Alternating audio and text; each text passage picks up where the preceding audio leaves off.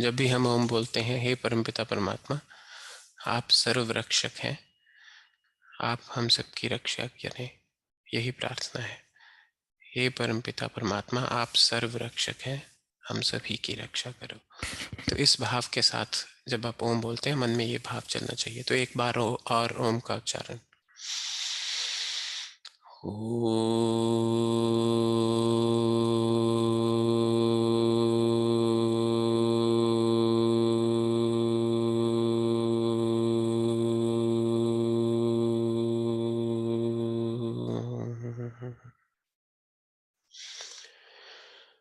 ॐ भूर्भुवः स्वः तत्सवितुर्वरेण्यम् ॐ भूर्भुवः स्वः तत्सवितुर्वरेण्यम् भर्गो देवस्य धीमहि धियो यो नः प्रचोदयात्। भर्गो देवस्य धीमहि धियो यो नः प्रचोदयात्। ईशावास्यमिदं सर्वम् यत्किञ्च जगत्यां जगत्। ईशावास्यमिदं सर्वम् यत्किञ्च जगत्यां जगत्। तेन त्यक्तेन भुञ्जिथा मा गृधः कस्यचित् धनम्। तेन त्यक्तेन भुञ्जिथा मा गृधः कस्यचित् धनम्। अस्तु मा सद्गमय तमसो मा ज्योतिर्गमय। अस्तु मा सद्गमय तमसो मा ज्योतिर्गमय। मृत्योर्मामृतं गमय मृत्योर्मामृतं गमय। मृत्योर्मामृतं गमय मृत्योर्मामृतं गमय। सर्वे भवन्तु सुखिनः सर्वे सन्तु निरामया सर्वे भद्राणि पश्यन्तु मा कश्चित् दुःखभाग् भवेत्। सर्वे भवन्तु सुखिनः सर्वे सन्तु निरामयाः सर्वे भद्राणि पश्यन्तु मा कश्चित् दुःखभाग् भवेत्। मा कश्चित् दुःखभाग् भवेत्।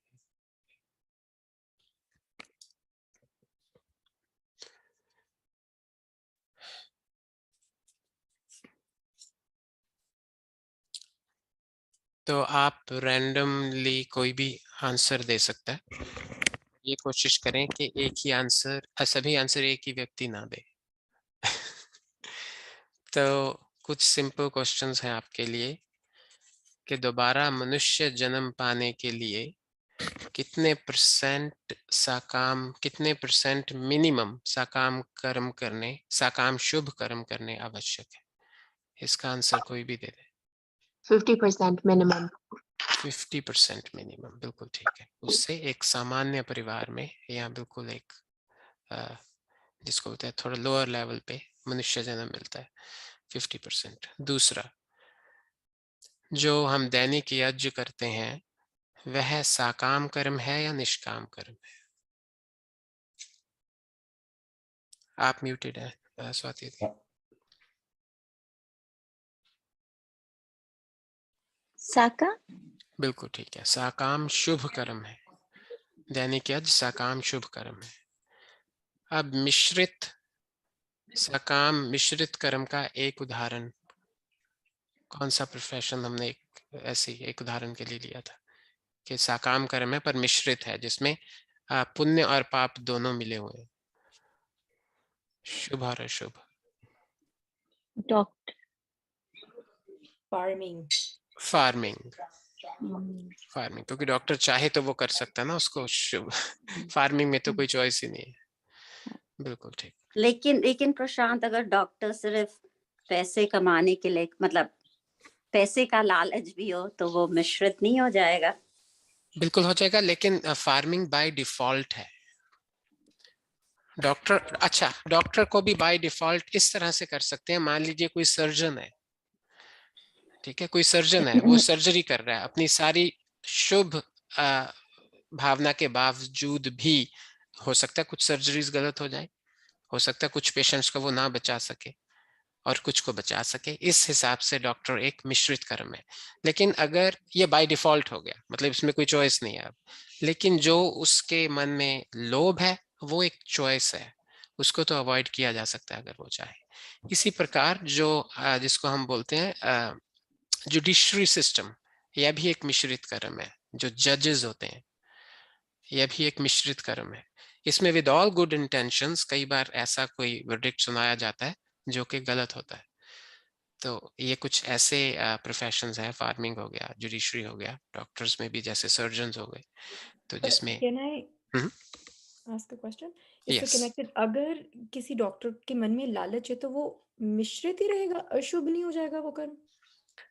लाइक बिकॉज़ अगर लालच is, to me it's, I don't know, I don't think that आप वो दो अलग-अलग कर्म हो गए मेरे हिसाब से। तो लाइक आई डोंट थिंक कि, आई डोंट नो। अगर डॉक्टर के मन में लालच है लेकिन उसका ट्रीटमेंट बहुत अच्छा है तो वो मिश्रित कर्म हो जाएगा, क्योंकि उसने पेशेंट की हेल्प की तो, और ठीक हेल्प की और ठीक समय पे ठीक तरह से ट्रीटमेंट दिया, ये उसका सकाम शुभ कर्म हो गया। और जो उसके मन में लोभ था कि मैं इससे पैसे लूंगा, हाँ एक बहुत इंटरेस्टिंग बात है, अगर पैसे तो फिर भी मिलने हैं उसको, अगर वो बिना लोभ के जेन्युइन फी लेता है तो वो सकाम शुभ कर्म ही रहेगा, मिश्रित नहीं बनेगा। क्योंकि साकामता तो है ही है ना उसमें, निष्काम कर्म तो नहीं कर रहा ना वो, साकाम शुभ कर्म बन जाएगा। लेकिन अगर उसके मन में लोभ है, ठीक है, वो जैसे अभी इंडिया में कोई रिसर्च पेपर बहुत पहले पढ़ा था मैंने कि सर्जरी में जो थ्रेड लगता है अंदर एक इंटरनल उसको, उसके लिए एक तो एक्सटर्नल होता है, एक इंटरनल थ्रेड्स यूज होते हैं, तो उसमें बहुत ज्यादा मार्जिन होता है। तो वो थ्रेड्स कई बार उस समय इंडियन करेंसी में जैसे 3500 रुपीज का मिलता है डॉक्टर्स को, तो डॉक्टर्स उसका 40,000 रुपीज या 80,000 रुपीज चार्ज करते हैं पेशेंट से, जब उसको सर्जरी को डिवाइड करके बताते हैं हमारा क्या क्या खर्चा हुआ है। तो अब वो बात है कि अगर मान लीजिए 3500 रुपीज का उसने थ्रेड यूज किया और वो उसके 5000, 6000, 7, 8 तक ले रहा है, तो वो शुभ सा काम में आ जाएगा। अगर वो उसके 80,000 ले रहा है या 90,000 ले रहा है उस चीज के, तो वो मिश्रित में, उसमें लोभ, और ये ऐसी चीज है जो खुद पता लग जाती है, खुद को पता होती है। कई बार हम दूसरे को जस्टिफाई कर सकते हैं कि नहीं ये लोभ नहीं है, ये तो शुभ में ही आएगा क्योंकि इतना तो जेन्युइन है, लेकिन वो खुद को अपने मानसिक स्तर पे हमें पता होता है कि अब मैं लोभ कर रहा हूँ। तो ये मिश्रित तभी तक रहेगा अगर, आई गेस ये मिश्रित इसलिए है क्योंकि एक कुछ शुभ शुभ भी है, कंपोनेंट है इस बिल्कुल पूरे प्रोसेस बिल्कुल बिल्कुल। ऑफ हेल्पिंग अगर, सम। बहुत अच्छा क्वेश्चन है, अगर जैसे एक आपने भी सुना होगा और ऐसा होता है कई बार, तो मुझे लगता था ये झूठी खबरें हैं सारी, कि डॉक्टर ने पेशेंट गाल ब्लैडर के ट्रीटमेंट के लिए गया और उसकी किडनी निकाल के बेच दी, ठीक है ना, तो ये अब पूरा अशुभ हो गया, इसमें पैसे भी ले लिए और कोई उसका फायदा भी नहीं हुआ, उसका और नुकसान कर दिया, तो ये सकाम अशुभ कर्म हो गया, ये मिश्रित भी नहीं रहा। तो जैसे हमारा हमें कहते हैं एक चीज होती है इंटेंशन, एक चीज होती है वो हो गया मानसिक, एक चीज होती है उस पे हम जब हम क्रियान्वित करते हैं, हम कुछ कर रहे हैं उस इंटेंशन पे एक्शन ले रहे हैं, अब उसमें वो सही है या गलत उसका वो रिजल्ट बताएगा, पर कई बार हमें पता नहीं होता रिजल्ट क्या होगा।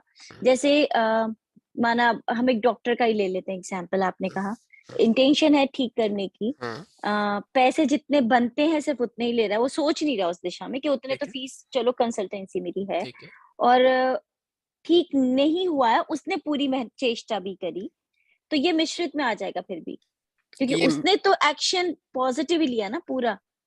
अगर आप जिस काम को कर रहे हैं उसके लिए आप एलिजिबल नहीं है, तब तो वो पाप कर्म में आएगा।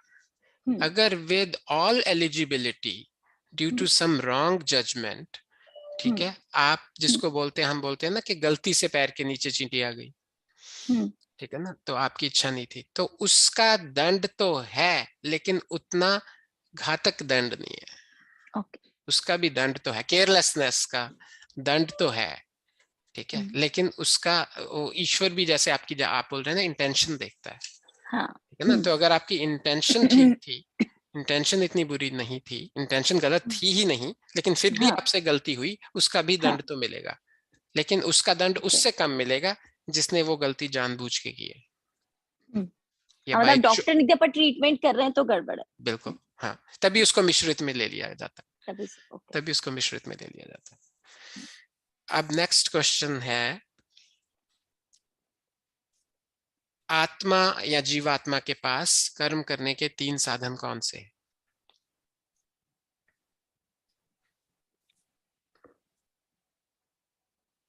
मानसिक, शारीरिक, मानसिक, शारीरिक, वाचनिक। वाचनिक, बिल्कुल ठीक है। तो इसको हम मन, वाणी और शरीर से इसी सीक्वेंस में बोल देते हैं, मन, वाणी, शरीर, बिल्कुल ठीक है। और अगला क्वेश्चन है, क्या जो मनुष्य योनि है ये कर्म योनि है या भोग योनि है? बोथ। अच्छा, भैया बोल रहे हैं बोथ है, कोई और डिसएग्री कर रहा है? हाँ, होती तो कर्म है मेरे ख्याल से, हम भोगने लगते हैं। अच्छा, और जो पशु योनि है वो क्या है, कर्म योनि है या भोग योनि है? भोग योनि। भोग योनि है। तो ज्ञानेश भैया का आंसर बिल्कुल ठीक है, जो मनुष्य योनि है ये बोथ है, कर्म योनि भी है और भोग योनि भी है। ये हम आगे इस टॉपिक पे जब जाएंगे तो हमें पता लगेगा भोग योनि कैसे है, लेकिन इसमें जो सिग्निफिकेंट कंपोनेंट है वो ये है कि केवल और केवल इस संसार में मनुष्य योनि ही एक ऐसी योनि है जो कर्म कर जो सकते कर्म योनि है। बाकी सभी जो अन्य योनियां हैं वो जो भी कर रही हैं, अब फॉर एग्जाम्पल आपको सुनने में मजाक लगेगा, आप ये नहीं बोल सकते कि ये अच्छा कुत्ता है ये बुरा कुत्ता है, ठीक है ना। हाँ, dog is dog at the end of the day, चाहे ठीक है वो जो भी, कोई काट रहा है कोई नहीं काट रहा है, ईश्वर काटने वाले डॉग को सजा देगा और ना काटने वाले डॉग को सजा नहीं, ऐसा कुछ नहीं है, वो भोग योनि है। इसके लिए एक बहुत, जब निवेदिता और मैं ट्रांसलेट कर रहे थे एक किसी छोटी सी बुकलेट के बारे में, तो काफी रिसर्च करके हमने एक टर्म निकाली थी इंग्लिश में जिसको बोलते हैं इम्प्रिजनमेंट ऑफ सोल। अन्य योनियां आर इम्प्रिजनमेंट ऑफ सोल। जब पाप कर्मों के फलस्वरूप हम निम्न योनियों में जाते हैं, तो क्योंकि शरीर उस जानवर का या उस स्पीशीज का होने के कारण आत्मा अपना फुल पोटेंशियल एक्सप्लोर नहीं कर पाती। अब एक घोड़ा पीएचडी नहीं कर सकता ना, क्योंकि घोड़े का जो ब्रेन है वो घोड़े का जो शरीर है उसी के हिसाब से है ना, तो वो मनुष्य के शरीर से बहुत कम विकसित है, तो इसलिए उसको इम्प्रिजनमेंट ऑफ सोल कहा गया है। वो कर्म फल है, वो आगे जाके हम उसको डिटेल में और समझेंगे। तो इसलिए जो भी पशु योनियां हैं वो केवल भोग योनियां हैं, वो तो बस अपनी सजा काटने आए हुए हैं। अब तो हो गया जो होना था, अब तो भोगो। लेकिन जो मनुष्य योनि है, इसी में हमें एक अपॉर्चुनिटी मिली है अपना बैलेंस बढ़ाने के लिए, ठीक है ना। अगर आपको बोल दिया जाए कि एक काम आप साल में एक ही दिन कर सकते हैं, बस एक ही दिन मिलेगा आपको वो काम करने के लिए, और वो सबसे दुनिया का इंपॉर्टेंट काम हो, तो आप, अगर मैं गलत नहीं बोल रहा, आप उस दिन मतलब 12:01 पे उठ जाओगे रात को, क्योंकि आपको पता है मेरे पास 24 घंटे हैं, ठीक है ना। तो इस तरह से इस जन्म को लेना चाहिए, और ये जन्म तो पता नहीं कितने जन्मों के बाद मिलता है। इसमें एक मतभेद है, सनातन में ऐसा बोला जाता है कि 84 लाख योनियों के बाद मनुष्य जन्म मिलता है, लेकिन इसमें दो चीजें हैं समझने वाली। एक तो जो 84 लाख है, it is just to say that there are many different kind of species in thousands or in hundreds of thousands। तो ये एग्जैक्ट ऐसे नहीं है कि इतनी ही है, कम ज्यादा भी हो सकती है, ज्यादा भी हो सकती है, ठीक है। इसका आंसर अभी किसी के पास नहीं है। और दूसरा जो चीज है वो ऐसा नहीं है कि हम सारा साइकिल पूरा करके फिर दोबारा मनुष्य बनेंगे, ऐसा बिल्कुल नहीं है। हम मनुष्य के बाद दोबारा भी मनुष्य बन सकते हैं, ठीक है। मनुष्य के बाद हम कुछ भी ना बने, अगर हम मुक्ति में चले जाएं, इस लाइफ और डेथ के साइकिल से निकल जाएं। लेकिन हाँ, ऐसा बहुत कॉमन है कि हम कम से कम 10, 20, 30, 40 अन्य योनियों में जाके 50 में, या और वो डिपेंड करता है, अगर किसी का फोकस ही सारी उम्र यही रहा कि उसने इसका काम अशुभ कर्म ही करने हैं ज्यादा, तो हो सकता है 100, 200, 400 योनियों के बाद वो दोबारा फिर मनुष्य बनेगा।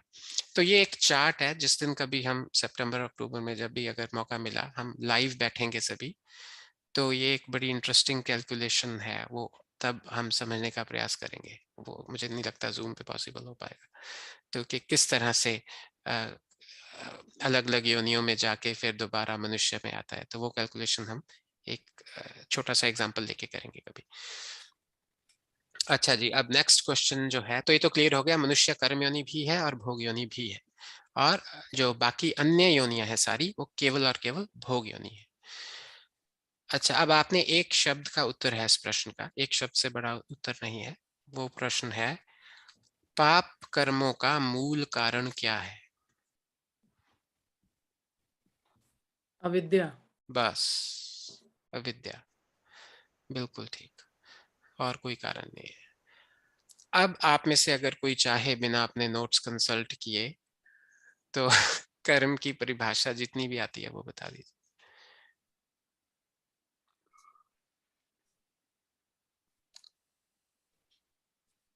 और अगर नहीं याद तो कोई बात नहीं, फिर हम उस स्लाइड पे तो जा ही रहे हैं। बेसिकली मुझे लगता है ये थी कि सुख की प्राप्ति और दुख की निवृत्ति के लिए निवृत्ति। जीवात्मा अपने जो 3 साधन है, मन, वाणी और शरीर के साथ को यूज करके जो चेष्टा विशेष करता है, नॉर्मल चेष्टा नहीं, सांस लेना, हार्ट बीट, जो रक्त हमारा बह रहा है सारे शरीर में, ठीक है, मल मूत्र विसर्जन, पलकों का झपकना, ठीक है, ये सारा उसमें आ जाता है। ये मतलब ये चेष्टा विशेष में नहीं रहता।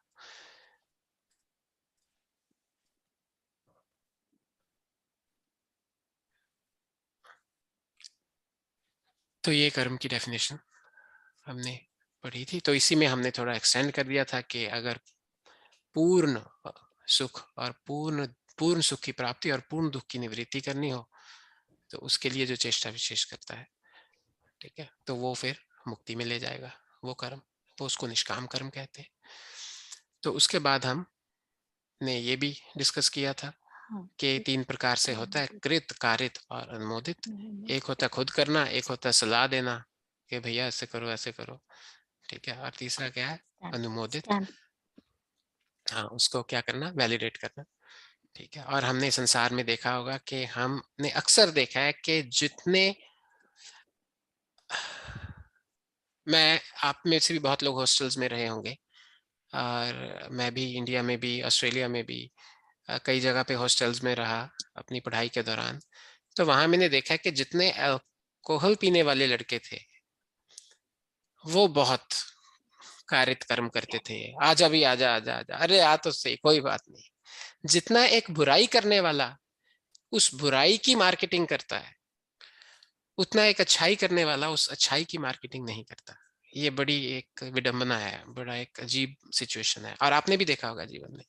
ये तो मैंने एक एग्जांपल दे दिया हॉस्टल लाइफ का, आप सुबह से शाम तक देखिए। और ऐसा नहीं है कि मैं उन लड़कों की बात, हम भी वैसे ही हैं, हम बहुत चीजों में ऐसे करते हैं, लोगों को बुराई की ओर लेके जाने की कोशिश करते हैं, उनको कन्विंस करते हैं कि भाई आप भी ऐसे किया करो, आप भी ये किया करो। जैसे किसी ने हमारे घर पे मटर पनीर खाया तो उन्होंने हमें कहा कि नहीं नहीं, आप पनीर को पहले तला करो अलग से, ठीक है ना, वो तलने से फिर उसका स्वाद बेटर हो जाता है।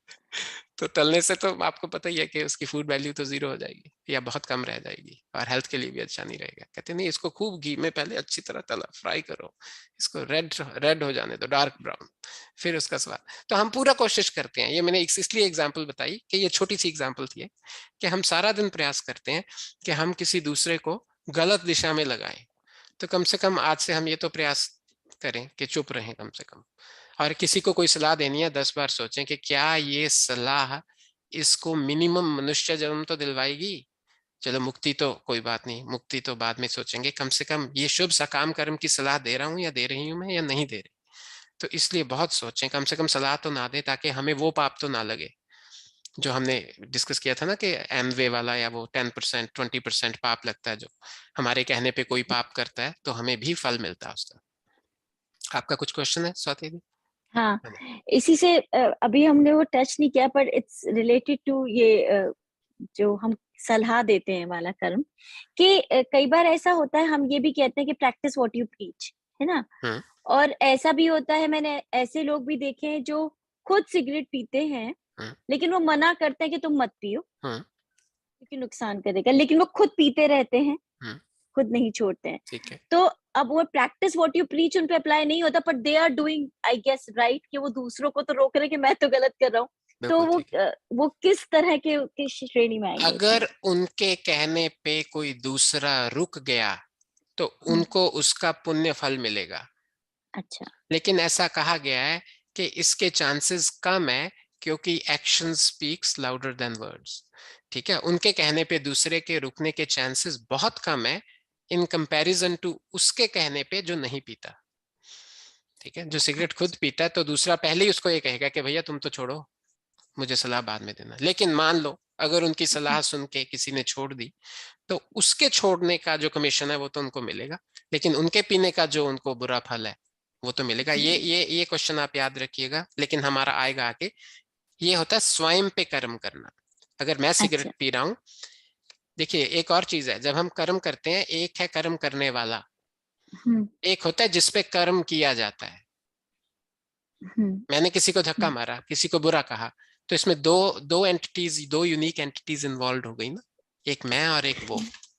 लेकिन मैंने सिगरेट पी, इसमें वो दो एंटिटीज कौन है? वो दोनों ही मैं हूं। इसमें कर्ता भी मैं ही हूं और जिसपे कर्म हो रहा है वो भी मैं ही। तो इसमें फिर ये एक अलग साइंस है, इसमें फल के अलावा और चीजें भी इन्वॉल्व होती हैं, वो जब आएगा डिस्कस करेंगे। कृत कारित अनुमोदित। तो तीसरा है अनुमोदन करना। ठीक है, जैसे आपने सिगरेट का ही लिया, तो एक मना कर रहा है, दूसरा पास में खड़ा होकर क्या बोलता है, अरे पीने दे, क्यों क्यों मना कर रहा है भाई। हाँ, मैंने देखे हैं कि पीने वाले भी 90 साल जीते हैं, और बिना पीने वाले तो मैंने 40 में भी हार्ट अटैक वाले बहुत सुने हैं। मैं तुझे बता भी दूंगा, पीने दे, तो उसमें पीने वाले को भी हौसला हो जाता है, हाँ ठीक है, बात तो ठीक है। वो एक बहुत फेमस चुटकुला भी था ना, कि कोई 92 वर्ष के कोई थे बुजुर्ग, उनका कोई इंटरव्यू लेने आया कि आपने कभी आज तक शराब को हाथ नहीं लगाया, ठीक है, तो आप स्वस्थ रहे, तो आपका हमने इंटरव्यू लेना है कि अच्छा भोजन, अच्छा खान पान। तो जब इंटरव्यू शुरू हुआ, पीछे खांसने की आवाज आई, तो इंटरव्यूअर ने कहा कि भाई ये पीछे शोर क्यों हो रहा है। कहता है ये मेरे पिताजी हैं, ये रोज शराब पी के खांसते हैं। तो तो वो उसको कहता, अच्छा अगर आपके पिताजी शराब पी के 112 वर्ष के हैं तो हम उनका इंटरव्यू लेंगे, ठीक है ना, आपका क्यों लेंगे। तो इसलिए इस तरह से कुसंस्कार या कोई बुरी चीज आपको आ जाती है, अनुमोदन नहीं करना चाहिए, ना ही किसी को इन्फ्लुएंस करना चाहिए कुछ करने के लिए अगर वो गलत हो, और खुद तो करना ही नहीं चाहिए। तो ये 3 श्रेणियों में डिवाइड किया। इसके बाद हमने फलों की दृष्टि से कर्मों के प्रकार देखे, सकाम और निष्काम। सकाम में हमने 3 श्रेणियां देखी, शुभ, अशुभ और मिश्रित, और जिनको गीता में कर्म, विकर्म और अकर्म कहा है। और निष्काम में हमने देखे जिसके लिए, क्योंकि आत्मा स्वार्थी तो है ही, जिसके लिए आत्मा को क्या चाहिए, पूर्ण आनंद चाहिए, उसको मटेरियल कोई नहीं चाहिए, उसको केवल और केवल सुख चाहिए। और आपको ये भी चीज समझ लीजिए कि ये जो शरीर भी है, ये भी आत्मा को सुख देने के लिए ही दिया है ईश्वर ने, सुख फील कराने के लिए दिया है ना, अदरवाइज तो सुख फील ही ना हो। बहुत ही सिंपल भाषा में मान लीजिए एक बहुत सुंदर दृश्य है, तो उस दृश्य को तभी वो दृश्य हमें तभी तो सुख देगा अगर हमारे पास आंख होगी। अगर हमारे पास आंखें नहीं होंगी तो हम उस दृश्य को कैसे एंजॉय कर सकते हैं।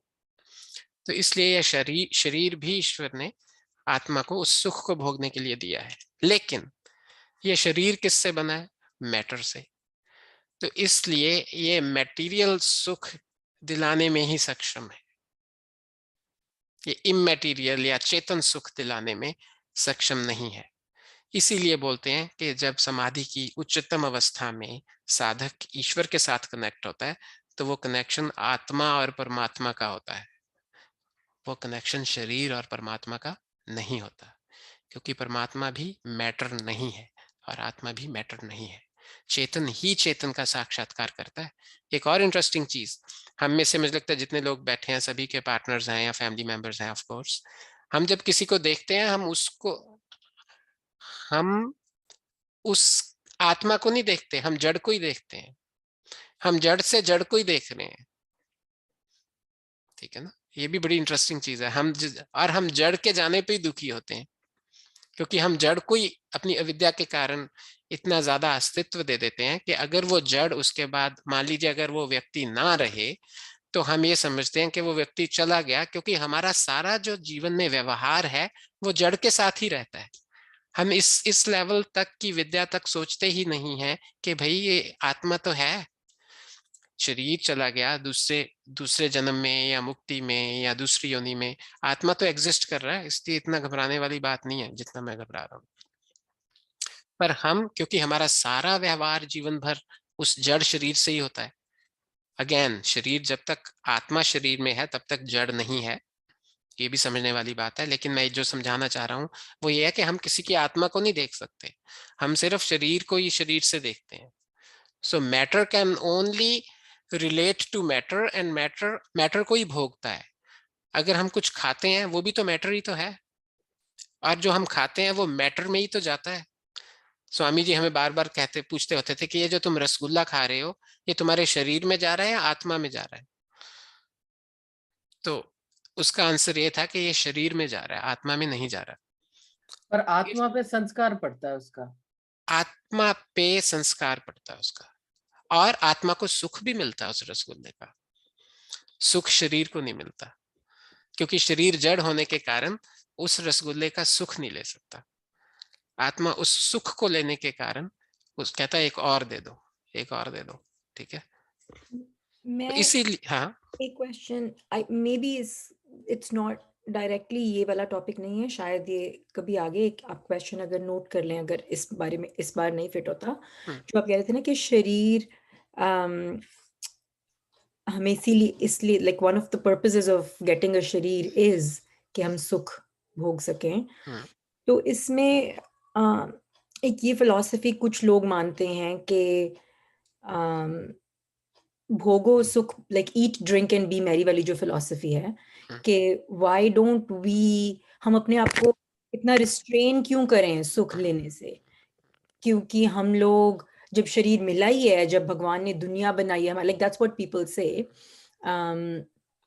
कि हमें दुनिया मिली है, हमें संसार मिला है, हमें इतनी सारी सुख के साधन मिले हैं, तो व्हाई शुड बी नॉट। और अगर उनको आप समझाएं कि नहीं, सुख में दुख मिले हैं या सब कुछ है, तो उनको लगता है कि हाँ फिर वो तो हर सुख में मिले हैं ना, पर हमें जो अच्छा लगता है सुख हम क्यों ना भोगें। तो may be it could be a discussion for next time, I don't no. ठीक है, लेकिन इसका एक शॉर्ट आंसर जो हमने क्वेश्चन आंसर्स में पहले डिस्कस किया था, ये चीज ध्यान रखने वाली है कि जो मनुष्य जन्म मिला है, वो जो मनुष्य योनि है वो कर्म और भोग योनि है। ठीक है ना, इस शरीर से हम सुख तो भोग ही सकते हैं, दुख भी भोगते हैं, दोनों भोगते हैं, सुख दुख। लेकिन दूसरा, इस शरीर का जो पर्पज है वो एज मच पॉसिबल, मतलब जितने ज्यादा से ज्यादा हो सके, शुभ सकाम और निष्काम कर्म करना भी है। क्योंकि यही एक अपॉर्चुनिटी है इस मनुष्य शरीर में जिसमें आप आने वाले अपनी योनियों को सुधार सकते हैं या इस साइकिल से बाहर जा सकते हैं। तो जो भी तो हम कर्म करते हैं हम्म, इस जन्म में, हम्म, is it all for the following jans ना, or is for it for both, for this जन्म। ये बहुत अच्छा क्वेश्चन है। स्वामी जी ने हमें एक बार पूछा कि क्या तुम्हें लगता है मैं दुखी हूँ, मैं गरीब हूँ, मेरे कपड़े सुंदर नहीं है, या मैं सारा जीवन बहुत अभाव में जी रहा हूँ? क्या तुम्हें कभी ऐसी फीलिंग आती है मुझे देख के? तो हम चुप रहे, हमें कुछ नहीं समझ आया, हमें इतना तो लग रहा था कि अभाव में तो जी रहे हैं। ठीक है ना, तो उन्होंने कहा कि मैं तुम सबसे ज्यादा सुखी हूँ। तो उन्होंने कहा कि जो इस जीवन के उपरांत सुख के लिए प्रयास कर रहा है, वो इस जीवन में बहुत ज्यादा सुखी और आनंदित होगा। अगर नहीं है, इसका मतलब कुछ गड़बड़ है। अगर वो इस वक्त क्लेश में है और बहुत दुख में है, परेशानी में है, और वो कहता है ये सारी मैं इसलिए झेल रहा हूं क्योंकि मुझे बाद वाला कोई सुख चाहिए, तो कुछ गड़बड़ है। सबसे ज्यादा बल, पराक्रम, शक्ति, धैर्य, सहनशीलता, सुख, आनंद, शांति योगी को होती है, ना कि भोगी को। भोगी तो हमेशा बेचारा न्यूनता से जूझता है, हमेशा उसको लगता है कहीं कुछ कमी रहेगी, कहीं कुछ कमी चलती रहती है, इसका कोई अंत नहीं है। मैं कई लोगों को, अभी हमारी एनुअल जो एक होती है पिकनिक होती है जॉब पे, उस पे 3-4 डिपार्टमेंट्स के लोग आए हुए थे। तो उनमें से मुझे 3-4 लोगों को देख के लगा कि आपको तो रिटायर हो जाना चाहिए था, तो आपकी कितनी एज है? तो उसमें से कुछ फीमेल्स थी, तो वो हंसने लगी, कहती तुम्हें पता है ना फीमेल की एज नहीं पूछते। तो फिर भी मुझे एक ने कहा कि आई एम 69, एक ने कहा आई एम 70। तो मैंने कहा कि 65 पे क्यों नहीं छोड़ा? तो वो कहती नहीं, हमें ऐसा लग रहा है कि अभी जितना जीवन बचा है, मे बी हमारे RRSP contributions और savings are not enough to survive। तो मैं ये कह रहा हूं कि जो भोगी है उसको हमेशा न्यूनता बनी ही रहेगी, कहीं ना कहीं कोई कमी रहेगी ही उसके जीवन में। वो कभी आपको कोई ये नहीं कह सकता कि मैं 100% किसी और से कहीं भी कोई न्यूनता या कमी नहीं है, या शारीरिक होगी, या रिश्ते में होगी, या धन में होगी, या खान पान में होगी, या कोई रोग होगा, या वैसी किसी के प्रति द्वेष होगा, कुछ ना कुछ न्यूनता बनी रहेगी। इसलिए ये जो शरीर मिला है, ये शुभ सकाम और निष्काम कर्म करने के लिए भी है और भोग भोगने के लिए भी है। तो आगे अब चलते हैं चैट में एक क्वेश्चन है मानसी दीदी का। हाँ, पढ़ दीजिए। उन्होंने बोला है कि I have a friend that recently went to a person who said that she was talking to her deceased partner. Is that hurtful for the departed soul? जो सोल जा चुका है, क्या अगर हम उनसे communicate अपनी जिस भी, I don't know, I guess Mansi दीदी you can explain better. ठीक है, जितना मुझे समझ आया मैं बताता हूँ दीदी, अगर आपको लगे कि मुझे क्वेश्चन समझ नहीं आया तो आप इंटरप्ट करना। तो आप ये बोल रहे हैं कि एक व्यक्ति जो छोड़ के जा चुका है, उसके साथ अगर उसको बहुत ज्यादा प्यार करने वाला कोई व्यक्ति उसको याद करता है या उससे कम्युनिकेट करने की कोशिश करता है या उसके बारे में सोचता है, तो उस पे जाने वाले पे क्या असर होगा? जी टेक्निकली जाने वाले का कोई लेना देना ही नहीं है इससे, उसको कुछ नहीं पता क्या हो रहा है। उसका सारा बैलेंस, सब बैंक बैलेंस, सब RRSP, सब रिश्ते नाते, शरीर, मकान, बंधन, रिलेशंस सब छूट गए हैं।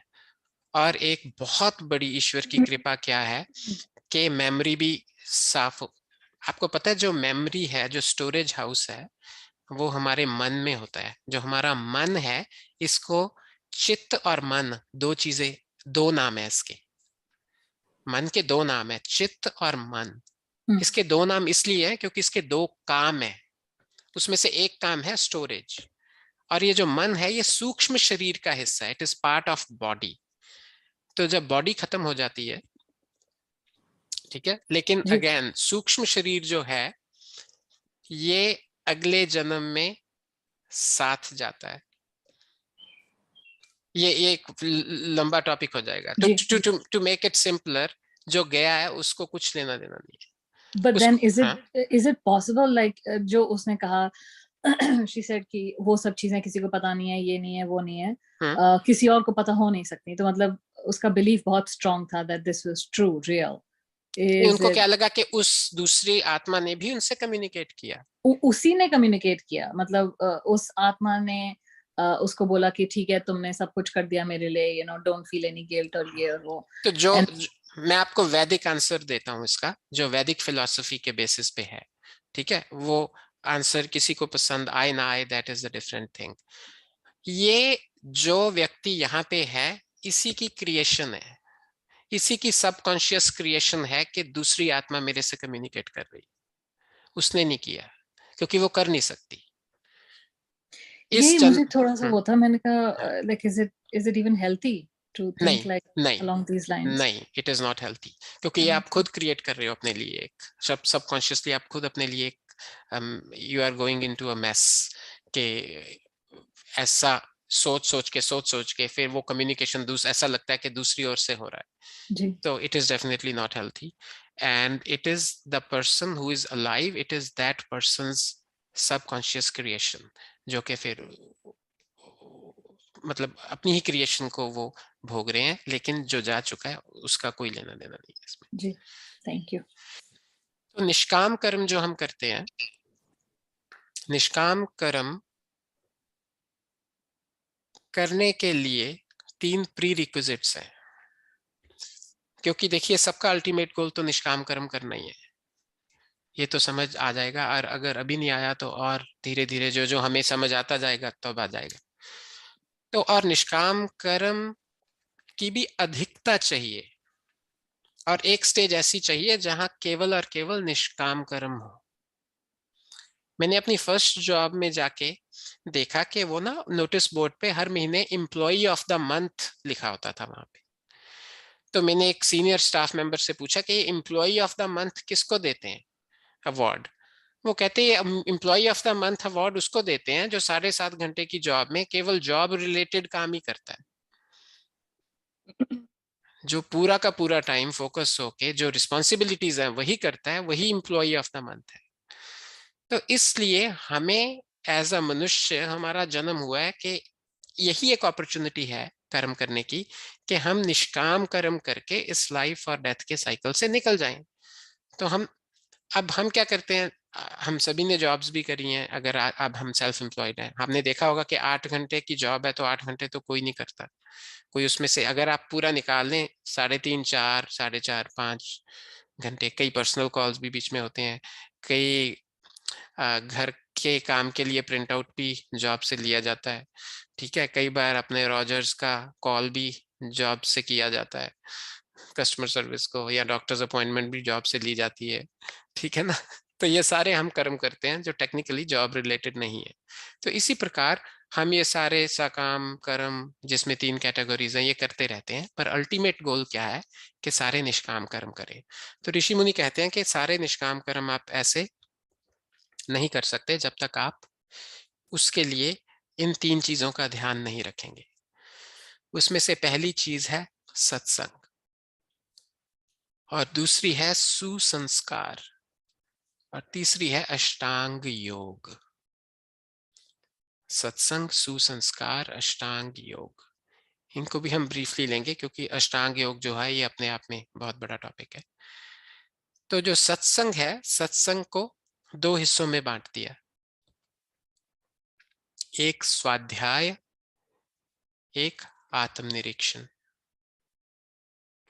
और स्वाध्याय को आगे और दो हिस्सों में बांट दिया। स्वाध्याय के दो मीनिंग है, एक तो है खुद से आर्ष ग्रंथों का, अनार्ष नहीं, आर्ष का मतलब जो लॉजिकल ठीक ग्रंथ है, जैसे हो गए चार वेद, चार उपवेद, दर्शन आदि, उपनिषद, ठीक है, इस तरह के। और शुद्ध गीता, शुद्ध वाली नहीं क्योंकि उसमें कई अडल्ट्रेशन हैं गीता में, तो इस तरह के ग्रंथों का पढ़ना, यह है स्वाध्याय। दूसरा स्वाध्याय क्या बोलते हैं? इस तरह के ग्रंथों को पढ़े हुए गुणी जनों के संग में रहना, उनकी बातों को सुनना, उनका संग करना, उनकी कंपनी करना, यह है स्वाध्याय का अर्थ। तो पहला था सत्संग, मुझे एक स्लाइड बनानी चाहिए थी, इस पे टाइम कम होने की वजह से नहीं बना पाया। सत्संग, सत्संग के नीचे दो, एक स्वाध्याय, एक आत्मनिरीक्षण। अब स्वाध्याय के नीचे फिर दो, स्वयं आर्ष ग्रंथों का पढ़ना या जिन ऋषियों मुनियों या महापुरुषों या साधु संतों या जो भी पढ़े हुए हैं उन ग्रंथों के बारे में, उनका संग करना, यह है सत्संग। अगर हम, अब ये आपको तीन में से एक चीज बताई मैंने, अब हमने ये देखना कि आपके पास 24 घंटे हैं, आप उसमें से कितनी देर करते हैं। अब जितनी देर हम करते हैं उतने की हम निष्काम कर्म करेंगे, सिंपल बात है। जब हम, आफ्टर ऑल, जो प्री रिक्विजिट नहीं पूरा होगा तो आगे फाइनल प्रोडक्ट कैसे मिलेगा। तो निष्काम कर्म के लिए तीन चीजें जो बताई, उसमें पहला था सत्संग। अब इसका एक बहुत सुंदर, मुझे एक छोटी सी कहानी मेरे पापा ने सुनाई थी एक बार, तो मैं आपको क्विकली सुना देता हूँ। एक बार एक गांव में सत्संग हो रहा था, कोई बहुत गुणी जन आए हुए थे, साधु। तो एक डाकू गया गांव लूटने घोड़े पे। तो उसने देखा कि बड़ी अजीब बात है, आज तो बहुत अच्छी अपॉर्चुनिटी है, सारे घर खाली हैं, कहीं कोई नहीं है। तो पर उसको उसको ये भी लगा कि लूटने से भी ज्यादा इंपॉर्टेंट ये जानना है कि हो क्या रहा है, कि इतना तो मैं डेस्परेट नहीं हूं, मेरे पास इनफ है, लूट तो फिर कभी लूंगा, लेकिन let me find out first कि हो क्या रहा है, ये किसी के घर में भी कोई क्यों नहीं है। तो वो घोड़े पे जाता जाता जाता उसने देखा एक मंदिर में पंडाल लगा हुआ है, सारा गांव वहां बैठा है। तो उसने अपना पीछे घोड़ा बांधा और पीछे जाके खड़ा हो गया, और टॉपिक चल रहा था कर्म फल। तो वो खड़ा खड़ा सुनने लगा। उसमें जो बताने वाले थे, जो भी प्रचारक थे, वो बता रहे थे कि शुभ कर्मों का शुभ फल मिलता है, अशुभ कर्मों का अशुभ फल मिलता है। और ईश्वर के जो बोलते हैं, क्या बोलते थे, दंड में आवाज नहीं है, पर वो बहुत ज्यादा घातक होता है जब ईश्वर दंड देता है, और बड़ी निम्न योनियों में जाता है, अंधकार प्रद योनियों में जाता है। तो वो सुनता रहा सुनता रहा सुनता रहा, सुनते सुनते बैठ गया, बैठा बैठा और आगे आके बैठ गया, फिर बिल्कुल आगे आके बैठ गया, और फिर धीरे धीरे पंडाल खाली हो गया, वो बैठा रहा। फिर किसी ने आगे जाके माइक पे बोला, भी किसी का घोड़ा खड़ा है वहां पीछे, तो किसका घोड़ा है वो ले जाए। तो उसको कुछ समझ ना आए, वो घोड़ा भी छोड़ गया और वो अकेला पैदल निकल गया। तो 2-3 वर्षों के बाद वही व्यक्ति, मतलब वो चेंज हो गया, ट्रांसफॉर्म हो गया। 2-3 वर्षों के बाद वो व्यक्ति दोबारा उस गांव में आया। तो उसने भगवे कपड़े पहने हुए थे, हाथ में कमंडल था और बड़े बड़े बाल थे, और आके देखा कि आज फिर, मतलब जैसे एक घर में भिक्षा मांगने गया, कोई नहीं है, दूसरे में कोई नहीं है, तो आके देखा कि फिर कोई नहीं है, कहाँ गए ये लोग। और जाते जाते देखा, हो ये तो मंदिर में गए हैं, वहां लेक्चर चल रहा है, और लेक्चर चल रहा था कर्म फल के ऊपर, और वही बात हो रही थी। तो वो बड़ा फ्रस्ट्रेट हुआ, वो एक एक को जाकर ना हिलाने लगा। कहता, भाई तुम जीवित हो या डेड बॉडीज हो? उन गांव वालों को बोलता। वो कहते, क्या हुआ? कहता, मैंने 3 साल पहले यही बात सुनी थी, मेरे तो समझ में आ गई, तुम 3 साल बाद आज फिर बैठ के वही बात सुन रहे हो, तुम्हारे समझ में क्यों नहीं आई? तो इस कहानी का मतलब ये है कि जो सत्संग है इसका कब कितना इम्पैक्ट आप पे पड़ जाए ये लिमिटलेस है, इसका कोई लिमिट नहीं है। इसी प्रकार कुसंग का भी, ये भी याद रखने वाली बात है, हमेशा साथ में दूसरा भी हमें सोचना चाहिए। कुसंग भी किस वक्त आप अपने आप को कितना भी स्ट्रांग समझ रहे हैं, लेकिन किस वक्त आपको कितना बड़ा डैमेज कर जाए इसकी भी कोई सीमा नहीं है, कोई सीमा नहीं है। एक दिन में व्यक्ति इतना गिर सकता है जितना कोई व्यक्ति 50 वर्ष में नहीं गिर सकता। और इसी प्रकार एक घटना और एक बात को सुन के व्यक्ति इतना उठ सकता है जितना कोई व्यक्ति कितने जन्मों में भी नहीं उठ सकता। इसलिए कहा है कि अगर निष्काम कर्म करना ही आपका उद्देश्य है तो आप सत्संग करें। और सत्संग एक ऐसी चीज है जो हमेशा, सत्संग ही एक ऐसी चीज है जो मैंडेटरी है मनुष्य को अंत तक, आखिरी दिन तक।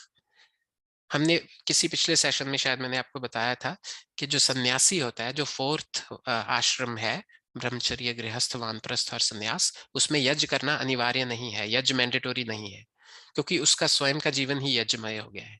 लेकिन उस सन्यासी के लिए भी वेद कहता है, ईश्वर कहता है कि सत्संग नहीं छोड़ना, स्वाध्याय नहीं छोड़ना।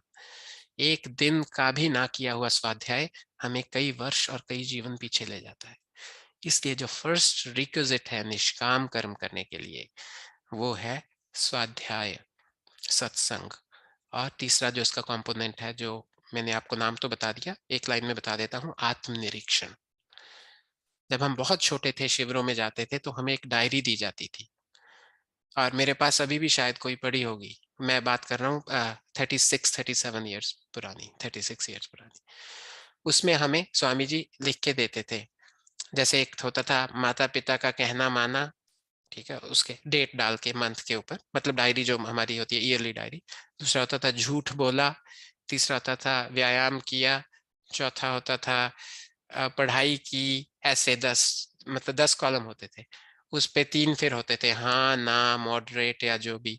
तो वो रोज रात को सोने से पहले वो टिक करने होते थे, रोज रात को।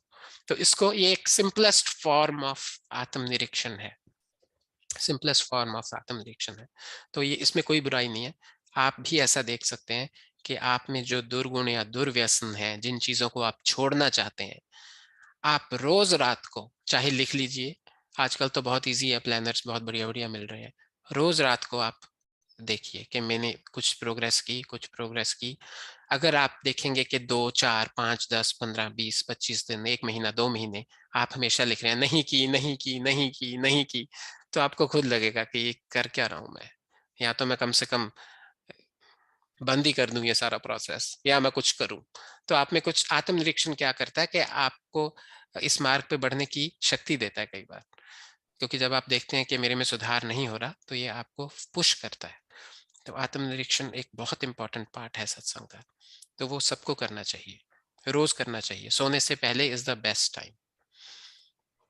मैं ये कहने एक बात और, क्योंकि हम लोग वी आर ऑल हियर क्योंकि हम लोग प्रोग्रेस करना चाहते हैं, राइट? हम लोग अपना टाइम निकाल के इसलिए बैठे हैं। और जैसे प्रशांत ने बोला 36 इयर्स अगो की एक बात बता रहे थे प्रशांत, और हम लोग सब I guess we can connect के मैंने ये सोचा कि पता नहीं कितने सालों से या we been hearing the same things, है ना? और ये जो चेकलिस्ट की आप बात कर रहे हो, ये तो छोटे बच्चे को जो दी जाती है, मुझे लगता है कि आज भी अगर मैं बनाती हूँ तो सिर्फ मतलब Vidya, I guess it's just a reflection, I don't know why I am saying this, but मुझे ऐसा लगा कि हमारे ग्रुप के लिए शायद अगर मैं इंस्पायर हो रही हूँ इस बात से तो शायद और भी लोग हो सकते हैं कि ऐसा लगता है कि बहुत छोटी सी चीज़ है ये checklist, but I feel the checklist has a lot of power. Even अगर आज झूठ बोला, हमें लगता है कि चलो झूठ तो ये तो पता ही है कि झूठ नहीं बोलना, या चोरी करिए तो पता ही है कि चोरी नहीं करनी, वहाँ तो क्रॉस ही होएगा। बट ऐसा नहीं होता, a lot of times you actually end up putting a check mark के हाँ जी आज चोरी करी, क्यों? क्योंकि मेरे पास इतने सारे कपड़े थे। या जैसे प्रशांत ने कल एक एग्जांपल बता रहे थे कि एक्चुअली प्रशांत के पापा बता रहे थे एग्जांपल कि अगर आपने किसी की गाड़ी देखी और आपको लगा कि ये गाड़ी मेरे पास होनी चाहिए, आपने मानसिक चोरी उसी वक्त कर ली। तो just getting to the bottom of these things, I don't know Prashant if it's if it's something that we can all resolve, like not resolve, but just जो भी जहाँ जिस step पर है, but just the checklist method. अगर even हम check in कर सकें कि how is everyone doing in their आत्मनिरीक्षण या कुछ. इसमें मैं अपना एक एक्सपीरियंस जरूर डालूंगी यहाँ पर.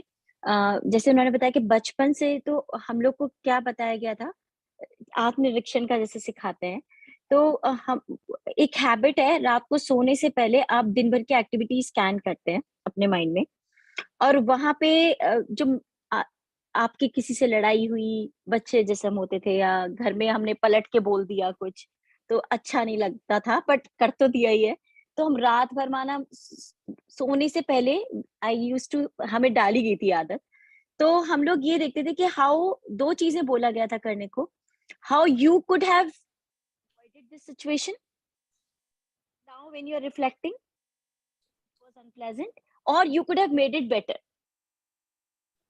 आप कई बार दूसरों को नहीं चेंज कर सकते, अपने एंड पे आप क्या कर सकते थे. That was the idea of that self introspection, और वो अब तक होता है. लेकिन उससे मुझे एक नुकसान हुआ, मुझे ऐसा लगता है, आई डोंट नो, मतलब मुझे कई बार ऐसा लगता है. फायदे ज्यादा हुए क्योंकि ह्यूमन रिलेशंस बेटर होते हैं उससे, तो सोसाइटी या खासकर फैमिली में इट इज बेटर. मुझे कई बार लगता है वो इतना ज्यादा हो जाता है कि आप सिर्फ अपने आप को कैसे ठीक कर सकते हो, कहाँ फिट कर सकते हो, आप उस पे इतना फोकस करने लग जाते हो कि हर चीज में आप कहाँ गलत हो, कहाँ गलत हो, कहाँ गलत हो पे बहुत ज्यादा फोकस हो जाता है. तो कई बार it is very disheartening, though it for improvement it is, I guess, good for a personality improvement, growth.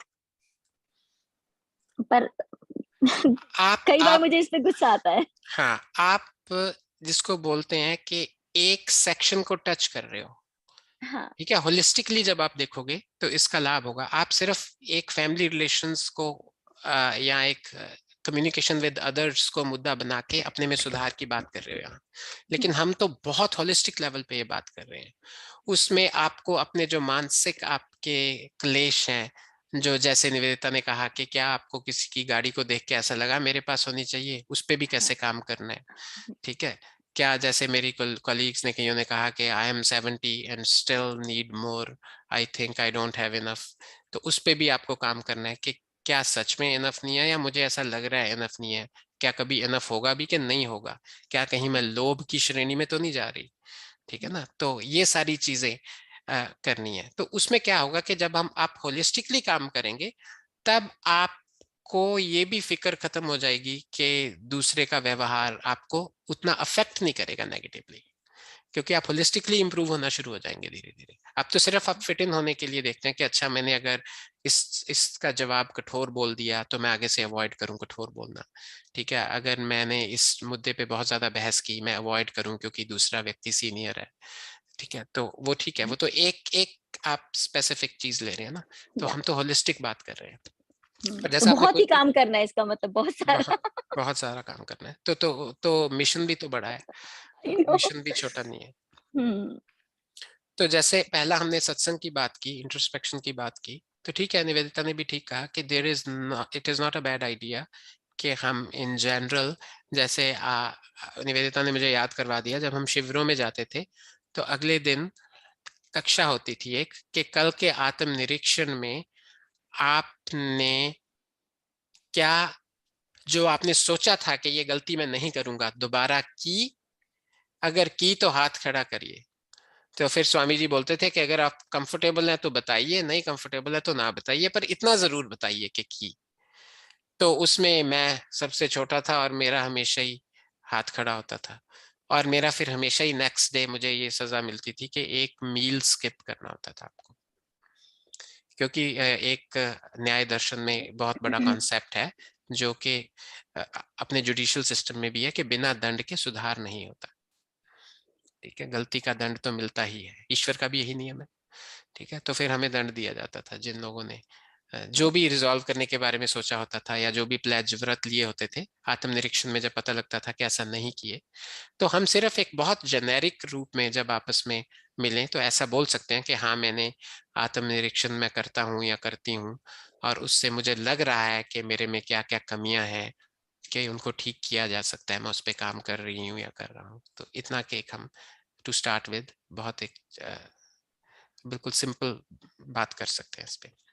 तो दूसरा जो निष्कामता का, हम 12 बजे तक है ना आज, और अगर जैसे बात हुई थी 1 घंटे बाद किसी को जाना होगा तो अंशु दीदी 12 बजे तक ही। हाँ ठीक। तो दूसरा जो है वो है सुसंस्कार। अंशु दीदी आप एक काम कीजिए, जितनी देर में मैं ये बताता हूँ आप गूगल पे जाके आर्य समाज का चौथा नियम निकालिए और फिर सबको पढ़ के सुनाइए।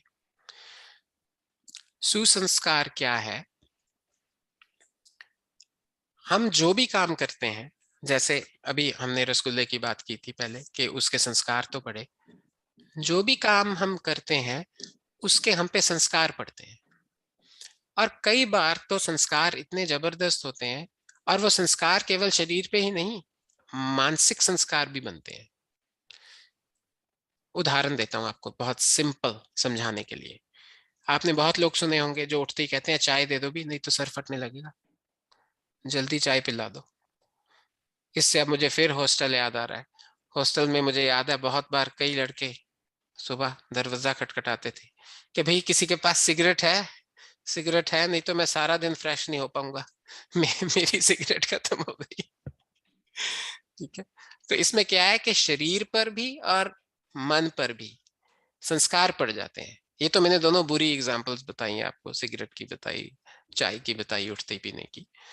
बुरी इसलिए बताई क्योंकि निष्काम कर्म करने के लिए आपने इन बुरी जो संस्कार पड़े हुए हैं आप पे, इनको तोड़ना शुरू करना है धीरे धीरे धीरे धीरे। आप क्या सोचते हो कि अगर चाय पीने वाला जो आपके पास आया है वो कहता है जल्दी चाय दो सिर फटेगा, अगर उसको चाय ना दे, मान लीजिए अगर चाय ना दे, तो मैं आपको लिख के देता हूँ वो मरेगा नहीं।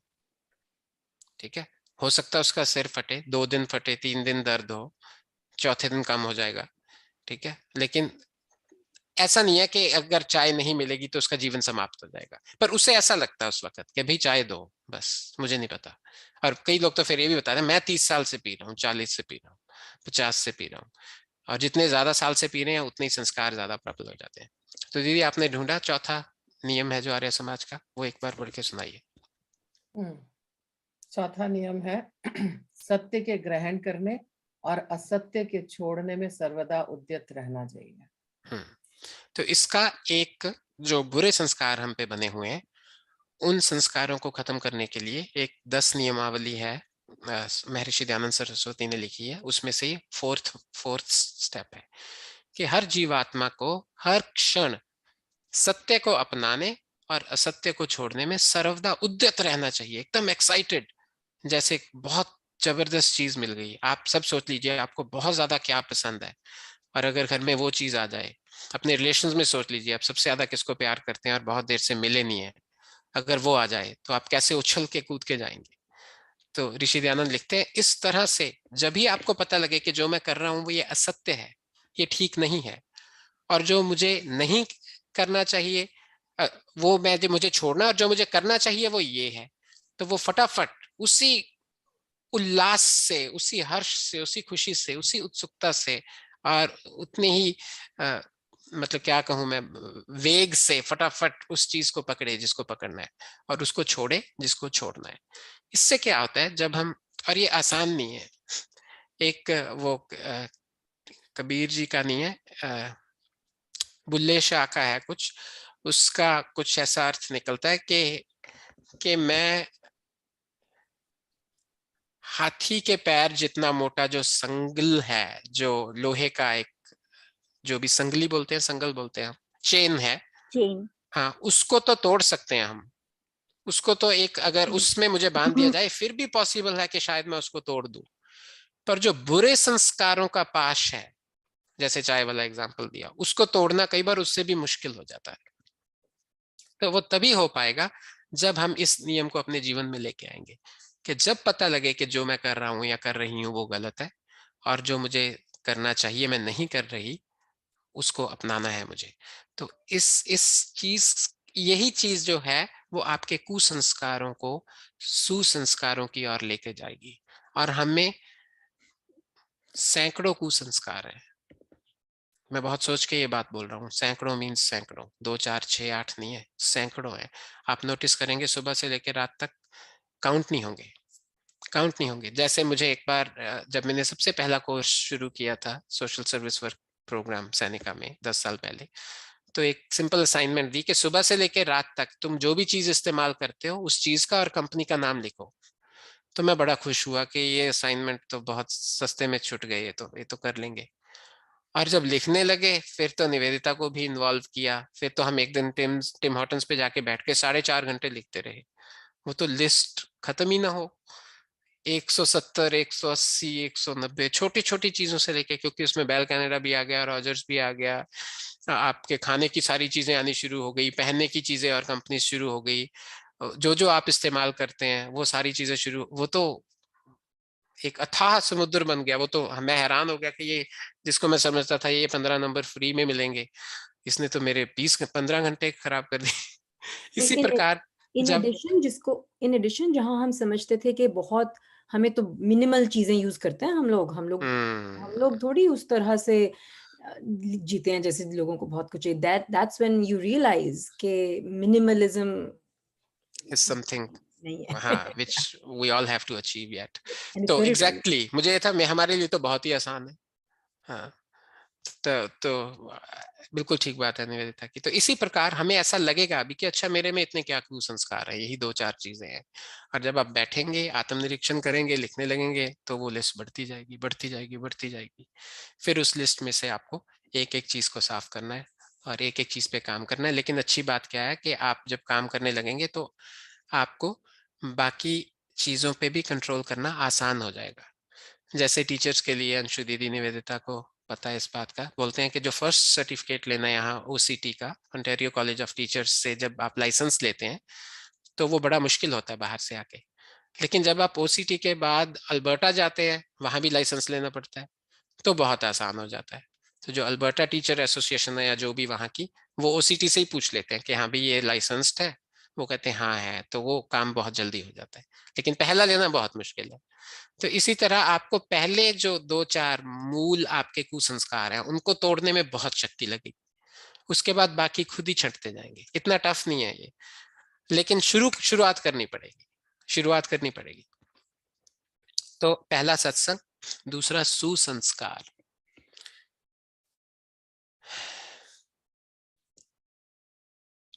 इसमें एक और चीज जो हिडन, एक बात मैं आपको बताता हूं, हालांकि ये बात हमें पता है फिर भी हमने 3 प्रकार की, हमने बोला कि मानसिक शारीरिक और वाचनिक कर्म होते हैं।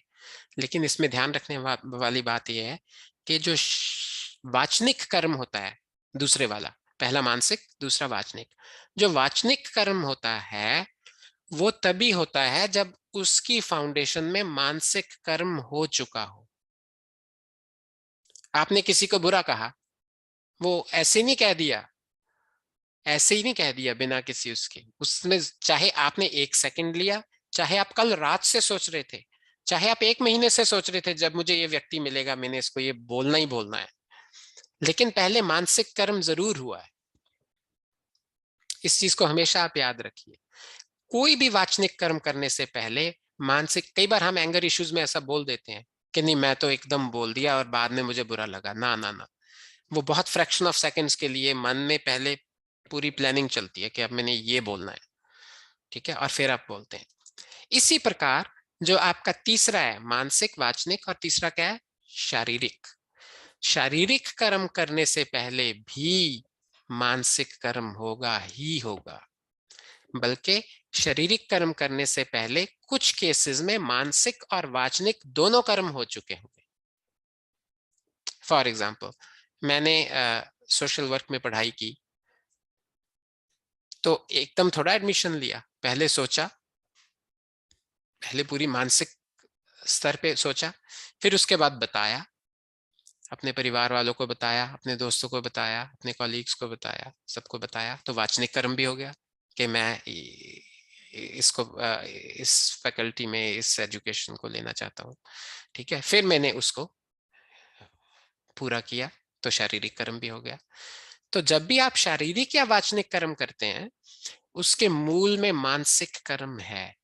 तो ये सारी माइंड गेम है। अल्टीमेटली आपको धीरे धीरे पता लगेगा ये सारा ये जो है ना, जिसको हम बोलते हैं CEO एंड COO, है ना, चीफ एग्जीक्यूटिव ऑफिसर और चीफ ऑपरेटिंग ऑफिसर, तो ये दोनों आत्मा और मन जो है, ये सारा इनका खेल है। बाकी बेचारे तो उनके पॉन्स है। ठीक है, तो आप इसलिए इस बात को भी याद रखें कि आपने जब काम करना है, मानसिक स्तर पे काम करना है। जब आप मानसिक स्तर पे काम करेंगे तो ये तो सारी मैनिफेस्टेशंस है, वाणी की भी, शरीर की भी, ये स्वतः ठीक होने लगेंगी। तीसरा जो है निष्काम कर्म करने का जो प्रीरिक्विजिट है, वह है अष्टांग योग का पालन। तो अष्टांग योग महर्षि पतंजलि कृत योग दर्शन में भी है, और ये तो बहुत लंबा टॉपिक है, पर मैं आपको इनके नाम बता देता हूँ 8 के। जो अष्टांग योग है, यम, नियम, आसन, प्राणायाम, प्रत्याहार, धारणा, ध्यान, समाधि, ये 8 हैं जो अष्टांग योग है।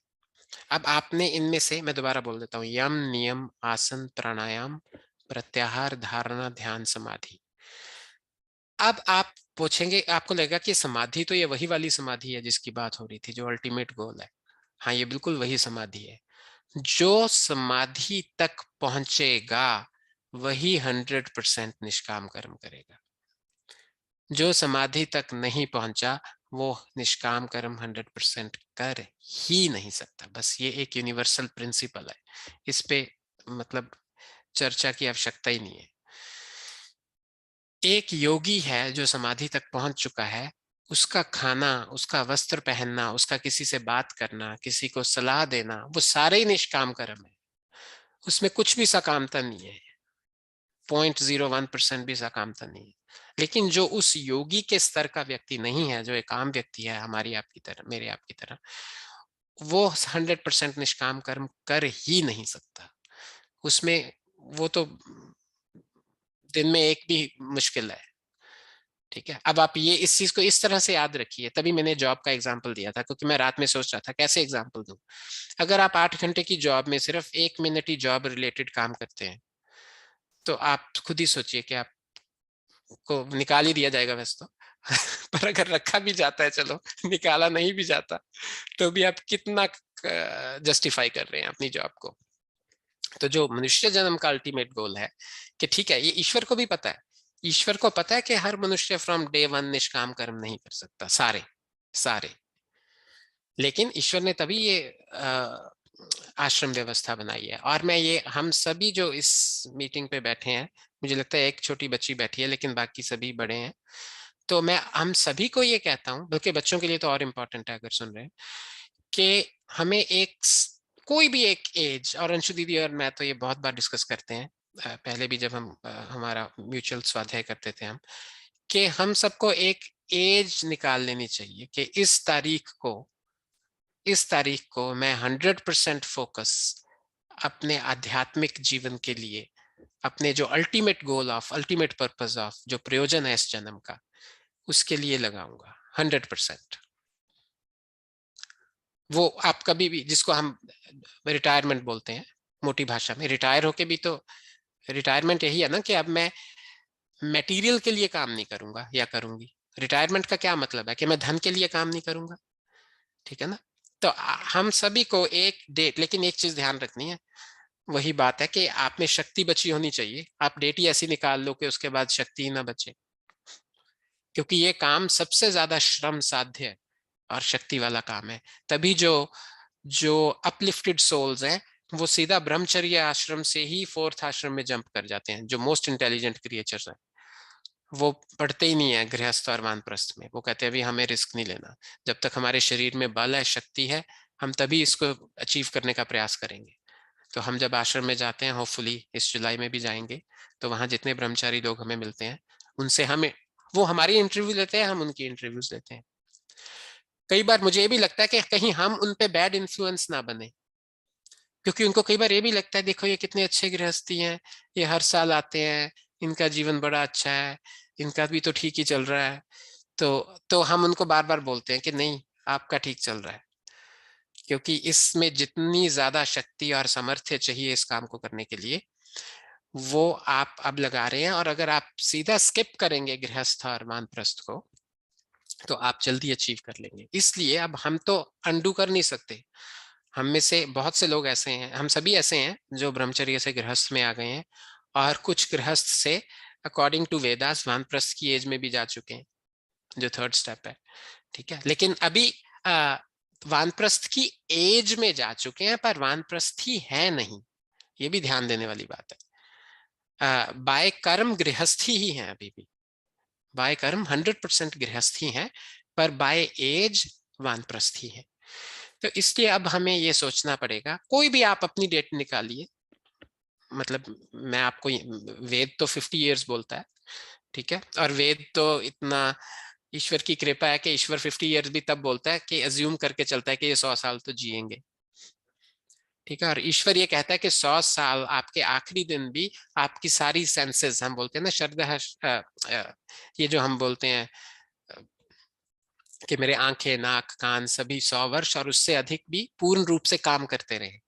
तो ईश्वर तो ये अज्यूम करता है कि ये 100 वर्ष भी जिएंगे और अपने जीवन के आखिरी दिन तक इनके सभी इंद्रियां, इनकी बुद्धि, मन, हाथ पैर, आंखें, घुटने सब पूरा काम कर भी रहे होंगे। तब जाके ईश्वर ने कहा है कि 50 में आप ट्रांजिशन में आ जाओ, वानप्रस्थ में आ जाओ और फिर 75 में संन्यास लो।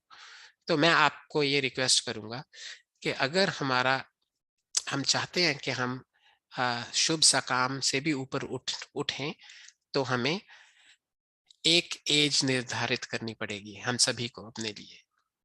और स्वामी जी एक बात बोला करते थे कि अगर आपने निर्धारित कर ली तो आप अपने क्लोज, जैसे हम अब 6-7 लोगों का ग्रुप है उसमें बताना शुरू कर दो। स्वामी जी बोलते थे कि बताओ, बताने से क्या होगा कि जब आप उस एज के हो जाओगे तो आपके साथ वाला पूछेगा कि हाँ भाई क्या प्लान है, फिर आपको शर्म आएगी कि अब क्या बताऊं। और फिर भी अगर आप कहोगे कि नहीं मैंने 1 साल एक्सटेंड कर दिया, ठीक है, तो कोई बात नहीं, फिर अगला 1 साल बाद फिर पूछेगा कि हाँ जी अब तो 1 साल भी एक्सटेंड हो गया, अब क्या प्लान है। तो स्वामी जी हमेशा बोलते थे कि व्रतों को दूसरों के बताने में, व्रतों की प्रसिद्धि करनी चाहिए, उसको बताना चाहिए दूसरों को, उससे आपको बल मिलता है क्योंकि आपके साथी सहयोगी आपकी हेल्प करते हैं उस व्रत का पालन करने में। इसलिए हमें समाधि तक पहुंचना है यम नियम का पालन करके, यम नियम आसन प्राणायाम प्रत्याहार धारणा ध्यान समाधि, और समाधि तक पहुंच के ही हम 100% निष्काम कर्म कर पाएंगे जो कि हमें इस लाइफ और साइकिल और डेथ के साइकिल से बाहर निकालेंगे। और अगर हम एम ये करेंगे कि हमें 100% निष्काम कर्म करने हैं, वो क्या कहावत हम सब ने सुनी है, आसमान से गिरा खजूर में अटका, ठीक है, तो तभी तो हम 100% साकाम शुभ कर पाएंगे। अभी तो हम में से कोई ये भी नहीं है, हम इस स्टेज पे भी नहीं है कि हम 100% साकाम शुभ कर्म कर रहे हैं। जो अचीव करना है उसको तो छोड़ ही दो, उससे जो मतलब ए तो छोड़ो, बी पे भी नहीं है अभी तो हम डी और सी में है। मैंने जब सबसे पहले एक इंग्लिश का टेस्ट दिया था बहुत पहले, उसमें मुझे आर दिया हुआ टीचर ने, मैं बड़ा एक्साइटेड, मैंने निवेदिता को आके बताया कि ये आर क्या है, ये ना ए है ना बी है ना सी है ना डी है, ये कोई बहुत ऊपर चीज है। निवेदिता ने कहा जितना मुझे समझ आ रहा है ये रिपीट है, कि तुम्हें दोबारा देना पड़ेगा ये टेस्ट। तो मैंने जाके टीचर से पूछा, उसने कहा हाँ you didn't get the question, you have to rewrite the essay, it is are. तो अभी हमें ये देखना कि हम कहाँ हैं, हम आर पे हैं, हम डी पे हैं, सी पे हैं, क्योंकि ना तो हम बी, ए तो छोड़ दो, बी पे भी नहीं है, तो सी डी और आर में कहाँ है हम। तो इसलिए हम कम से कम ए का एम बना के चलेंगे। तो हम वैसे तो पापा मुझे हमेशा बोलते हैं मेरे पिताजी कि ये भी कोई अच्छा साइन नहीं है कि तुम सोचो कि मैं दोबारा मनुष्य ही बन जाऊं, चलो कि मैं दोबारा मनुष्य बन जाऊं इतना तो करूं, ये भी कोई अच्छा साइन नहीं है। तो वो बोलते ये वही साइन है कि मान लो तुम 9th ग्रेड में फेल हो गए, तो तुम सारी 9th ग्रेड ये सोचते रहो चलो मैं फेल ही हो जाऊं, अगले साल दोबारा 9th कर लेंगे, ठीक है, फिर क्या हो गया, फेल हो जाते हैं, अगले साल फिर कर लेंगे। तो ये कहते हैं उस लेवल की थिंकिंग है कि चलो शुभ सा काम करते हैं मैक्सिमम, इस बार फेल हो जाएंगे, अगले जन्म में फिर मनुष्य बन के फिर मौका मिल जाएगा, फिर देख लेंगे। तो ये कोई बहुत अच्छी स्थिति नहीं है, अच्छी स्थिति तो यही है कि पास हो। तो इसलिए हम इस चीज के बारे में भी आत्मनिरीक्षण में आपके काम आएगा। जो चीजें मैं आपको बता रहा हूँ ना अभी अभी आपको शायद ऐसा लग रहा होगा कि मैं ओवर एम्फोसिस दे रहा हूँ, लेकिन जब आप अकेले में रात को बैठेंगे 15 मिनट आत्मनिरीक्षण करेंगे तब आपके दिमाग में ये चीजें आएंगी कि हाँ क्या मुझे सोचना चाहिए, मैं क्या मैं छोड़ दूं। और आपको एक चीज बताऊं, अष्टांग योग में एक आता है, सिर्फ मैं एक ही चीज को टच करूंगा, एक कंपोनेंट है बहुत छोटा सा अष्टांग योग, वो इसलिए टच कर रहा हूँ क्योंकि वो आपकी इस चीज को रिजॉल्व करने में आपकी हेल्प करेगा। जो मैं आपको बोल रहा हूँ कि आप एक आयु निर्धारित कीजिए, उस कंपोनेंट का नाम है तप। उस कंपोनेंट का नाम है तप। तप का डिक्शनरी मीनिंग है द्वंद्व को सहना। द्वंद्व बोलते हैं जोड़े को, सुख दुख, हानि लाभ, यश अपयश, ठंड गर्मी, भूख प्यास, इन सारी चीजों को सुखपूर्वक आनंद से सहना। वेद कहता है जो तप नहीं करता उसको ईश्वर प्राप्ति नहीं होती। बिना तप के ईश्वर प्राप्ति हो ही नहीं सकती। अब आपको मैं बड़ी एक मजाक में बात बता रहा हूँ, मुझे इंडिया में आश्रम में सबसे ज्यादा स्ट्रेस होता है जो रात को कीड़े आते हैं और छिपकलियां हैं कमरों में। ठीक है, रात को पढ़ते हैं आप तो बहुत बड़े बड़े कीड़े आते हैं अंदर उड़ने वाले कमरे में और बहुत सारी छिपकलियां हैं। तो पापा मुझे ऐसा समझाते हैं कि छिपकलियां और कीड़े आपस में एक दूसरे को समझ लेंगे, तुम अपना काम करो। ठीक है, वो उनका आहार है। छिपकलियां भी इसीलिए बनाई हैं ताकि तुम्हें कीड़ों से छुटकारा दिलवाया जाए। पर मेरी सारी स्ट्रगल यही रहती है वहां जाके कि इनसे कैसे छुटकारा पाऊं, डोर के नीचे क्या लगाऊं। तो ये लैक ऑफ तप के कारण है क्योंकि हम यहाँ रहते हैं। तो जो स्वामी रामदेव जी के फर्स्ट गुरु थे गुरुकुल कालवा में, बलदेव जी नैष्ठिक, गुरु बलदेव जी नैष्ठिक। आई वॉज वेरी फॉर्चुनेट, जब मैं ग्रेड 6th में था मैं उनके पास गया पढ़ने के लिए। तो उन्होंने मुझे बरसात के दिन थे, रात को बिठा लिया लैंप के नीचे, कहते मैं तुम्हें अष्टाध्यायी याद करवाऊंगा। अष्टाध्यायी एक ग्रंथ है संस्कृत ग्रामर का। तो आप इमेजिन कर सकते हैं गांव में खेतों में गुरुकुल, और जब बल्ब जला ना तो मैं एग्जैजरेट नहीं कर रहा, अनगिनत कीड़े उड़ने वाले आ गए वहां, मतलब यू कैनॉट काउंट। और उसमें से मेरे शर्ट में घुस रहे हैं कई, और मैं तो बिल्कुल मेरे लिए तो लाइफ और डेथ सिचुएशन थी। और उन्होंने मेरे बहुत प्यार से एक थप्पड़ मारा। तो वो कहते तुम्हारा ध्यान किधर है? मैंने कहा जी मैं तो स्ट्रगल कर रहा हूँ जी। कहते तुम्हारी मृत्यु नहीं होगी इनसे, तुम मेरी तरफ ध्यान दो, मेरी तरफ देखो और मेरी बात सुनो, इनको जो करते हैं करने दो। तो और ठीक थी उनकी बात भी। तो और वहां सारे ब्रह्मचारी भी तो पढ़ ही रहे थे। तो मैंने ये इसलिए अपने जीवन की छोटी सी एग्जांपल बताई है कि हम धीरे धीरे धीरे धीरे, जैसे कई लोग बोलते हैं ना कि हाँ जी आप लोग नॉर्थ अमेरिका में रहते हैं, आप इंडिया आके नहीं रह पाओगे, अब आपको सर्दियों में सर्दी लगेगी, गर्मियों में गर्मी लगेगी, सिस्टम अच्छा नहीं लगेगा, रोड्स पुरानी लगेंगी, खाना अडल्ट्रेटेड लगेगा। तो ये सब क्या है? ये बेसिकली है कि हमें तप करने की क्षमता धीरे धीरे घटती जाती है, हमें पता ही नहीं चलता, हमें पता ही नहीं चलता। और तप करने की जो हमें क्षमता घटती जाती है, उस घटती हुई क्षमता के कारण हमें अधिक से अधिक चीजें चाहिए, अधिक से अधिक रिसोर्सेज चाहिए, और उन रिसोर्सेज को इकट्ठा करने के लिए हमें अधिक से अधिक धन चाहिए, और उस धन को इकट्ठा करने के लिए हमें अधिक से अधिक टाइम इन्वेस्ट करना पड़ेगा, और उस टाइम को इन्वेस्ट करने के लिए हमारी जो ये आयु जो मैंने आपको कहा डिसाइड करो, वो डिले होती जाएगी। तप एक ऐसी चीज है, अगर आप तप के बारे में चिंतन करें तो आपको अभी आज ही बैठे बैठे ऐसा लगने लगेगा कि मैं आज इसी वक्त फ्री हूं, इस मीटिंग के बाद I am free and I am eligible to proceed on this अध्यात्म मार्ग, कि आई हैव इनफ। आपको ऐसी फीलिंग आएगी जितने भी लोग यहाँ बैठे आज इस वक्त, इस मीटिंग के बाद ही आप कैपेबल हैं। अगर आपके जीवन में थोड़ा सा भी आप तप को सीरियसली लें, इसी वक्त, आज जो भी तारीख है 3 जुलाई 2022 को ही आपका जितना भी मैं इमेजिन कर रहा हूँ बचा हुआ जीवन है हमारा, उस हिसाब से बोल रहा हूँ कि आज ही हम एलिजिबल है। लेकिन हमें वही जो अंशु दीदी ने क्वेश्चन का आंसर दिया था, अविद्या के कारण हम ऐसा मानते हैं कि नहीं अभी ये करना है, वो करना है, ये बचा है, वो बचा है। कुछ लोग सोचते हैं बच्चों की शादियां करनी है, कुछ लोग सोचते हैं कि नहीं अभी धन कम है, कुछ लोग सोचते हैं और जिम्मेवारियां, बहुत कुछ है, वो आपको खुद कुछ मॉर्गेज के बारे में सोचेंगे, आप मेरे से बेहतर जानते हैं, बहुत से रीजंस हैं इस मार्ग पे ना चलने के। पर अगर हमारे जीवन में तप आ जाए तो हम आज ही तैयार हैं, आज इसी वक्त से तैयार हैं। और मैं हमेशा ये चीज को समझता हूँ, कई बार मुझे कुछ लोग ऐसे मिलते हैं जिनको ये सारी चीज, सारी बातें बिल्कुल ऐसा लगता है कि ये क्या एक हाइपोथेटिकल चीज क्रिएट करके टाइम वेस्ट हो रहा है। तो मुझे ऐसा फील होता है कि अगर ये विद्या 4-5 वर्ष की आयु से पढ़ाई जाए, जैसे हमने साइंस, मैथ, बाकी सारी चीजें पढ़ी हैं, तो इसका बहुत डिफरेंट इम्पैक्ट होगा। अगर उन बच्चों को जो ग्रेड 1 से पढ़ रहे हैं ये चीजें, वो बच्चे वरना अपना ये जो आश्रम व्यवस्था है इसको ठीक तरह से फॉलो करेंगे। हम इतनी लेट इन चीजों को समझने लगते हैं, कई बार हमें इनकी इम्पोर्टेंस समझ नहीं आती और धीरे धीरे ऐसी जीवन बिल्कुल निकल जाता है।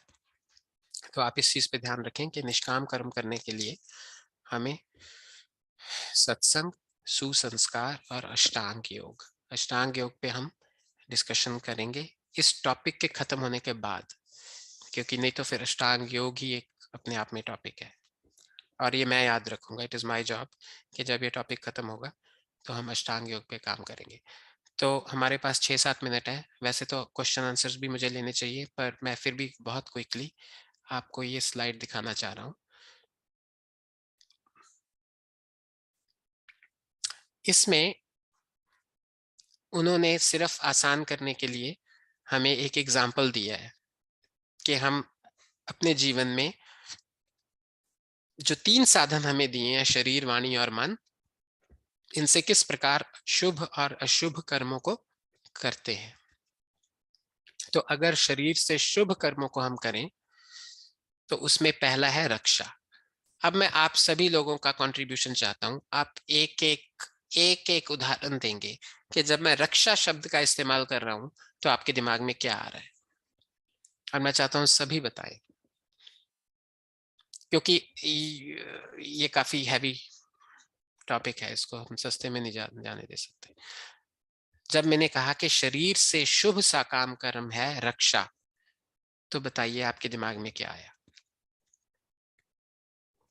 पुलिस का आपको जॉब, अनम्यूट करना पड़ेगा। हाँ जी बोलिए भैया।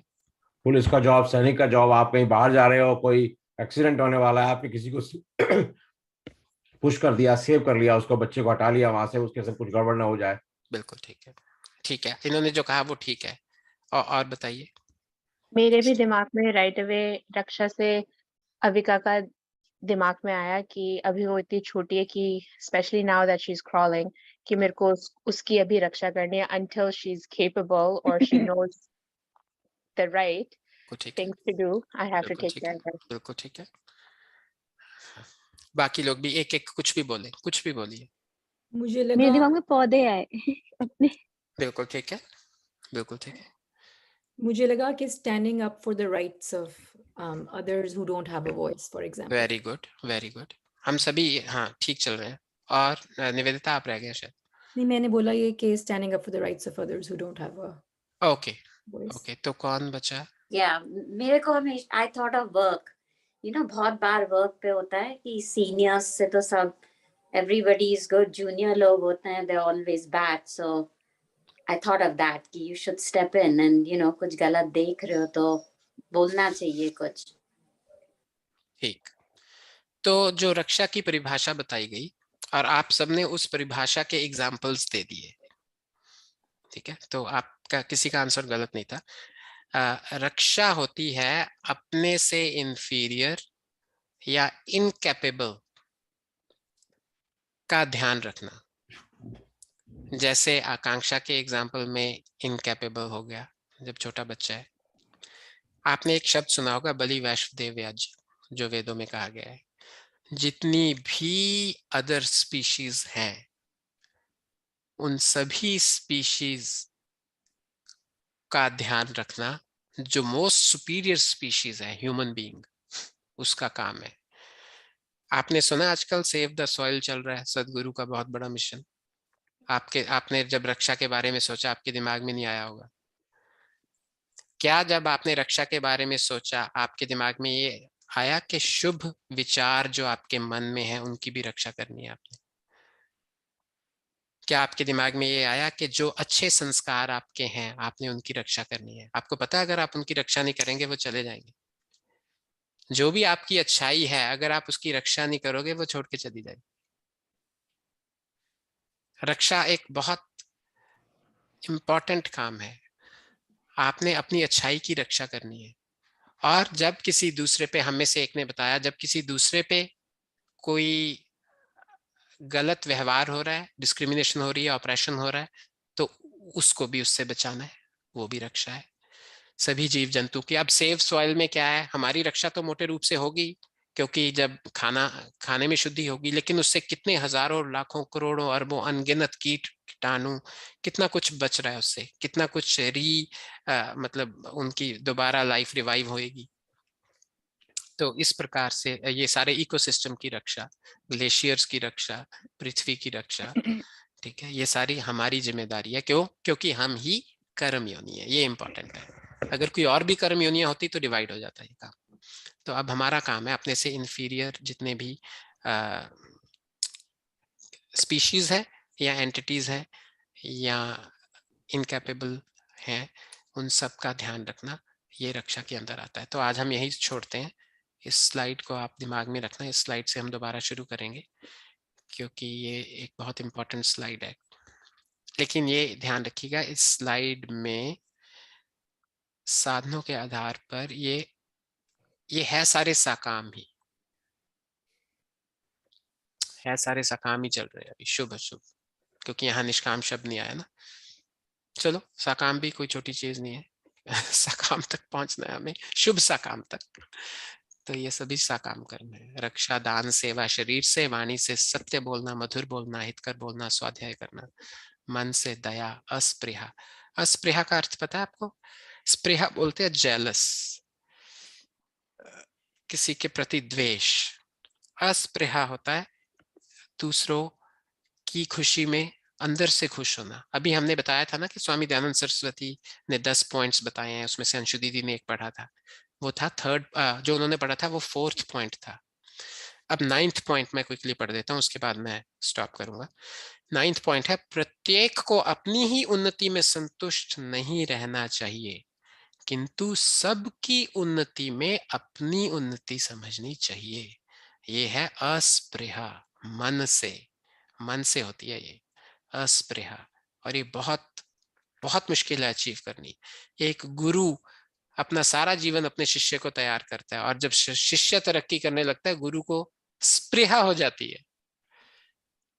यहां तक के ठीक है, माँ को बोलते हैं, माँ को कभी नहीं होती, लेकिन वो भी एक डिफरेंट टॉपिक है, उसमें राग का कंपोनेंट है, विद्या का कंपोनेंट है बहुत ज्यादा। माँ को बच्चे की तरक्की पे कभी स्पृहा नहीं होती। तो लेकिन हमें ये देखना कि संसार में जितने भी लोग हैं हमें उनसे स्पृहा ना हो, अस्पृहा रहे मन से। चलिए इसको आगे करेंगे। तो आपका बहुत बहुत धन्यवाद। आज हमने थोड़ा एक्सटेंडेड सेशन किया क्योंकि ये टॉपिक तो चलेगा अभी, और यही टॉपिक एक ऐसा टॉपिक है जो हमें हमारे जीवन में दिशा देगा और हमें एक अपना ही बेहतर वर्जन बनने के लिए प्रेरित करेगा।